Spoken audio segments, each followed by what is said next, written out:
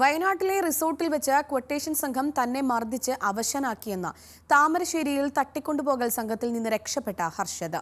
സംഘത്തിലെ 2 പേരെ മുൻ പരിചയമുണ്ടെന്നും തനിക്ക് ഇവരുമായി ഒരു സാമ്പത്തിക ഇടപാടുമില്ലെന്നും ഹർഷദ് പറഞ്ഞു.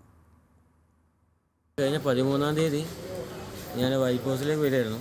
വരുന്ന വഴിക്കാണ് ഈങ്ങാപ്പുഴ വെച്ചിട്ട് ഒരു i20 കാറും ഒരു ലോറിയും പിന്നെ ഒരു ഇന്നോവയും കൂടി വണ്ടിക്ക് എൻ്റെ കാറിന് ബ്ലോക്കിട്ട് നിർത്തി എന്നെ അവർ തട്ടിക്കൊണ്ടുപോവുകയാണ് ചെയ്തിരുന്നത്. 3 ദിവസത്തോളം വയനാട് വൈത്തിരി റിസോർട്ടിൽ വെച്ചിട്ടായിരുന്നു.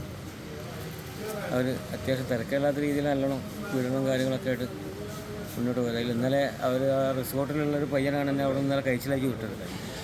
നേരെ വൈത്തിരി ബസ് സ്റ്റാൻഡിന് മുന്നിലാണ് എന്നെ ഇറക്കി വിട്ടത്. അവിടെ ബസ് കയറിയിട്ടാണ് എല്ലാം കൂട്ട് കഴിച്ചിലാക്കി പോകുന്നത്. കേസിൽ 10 അംഗ സംഘത്തിലെ 4 പേരെ താമരശ്ശേരി പോലീസ് ഇന്നലെ അറസ്റ്റ് ചെയ്തിരുന്നു.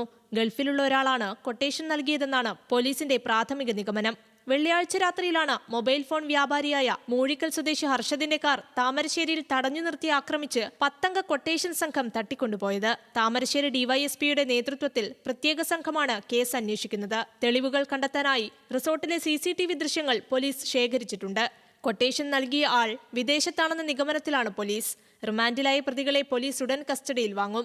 താമരശ്ശേരി കേന്ദ്രീകരിച്ചുള്ള കൊട്ടേഷൻ സംഘത്തെ തുടച്ചു നീക്കുകയാണ് പോലീസിന്റെ ലക്ഷ്യം. ന്യൂസ് മലയാളം, കോഴിക്കോട്.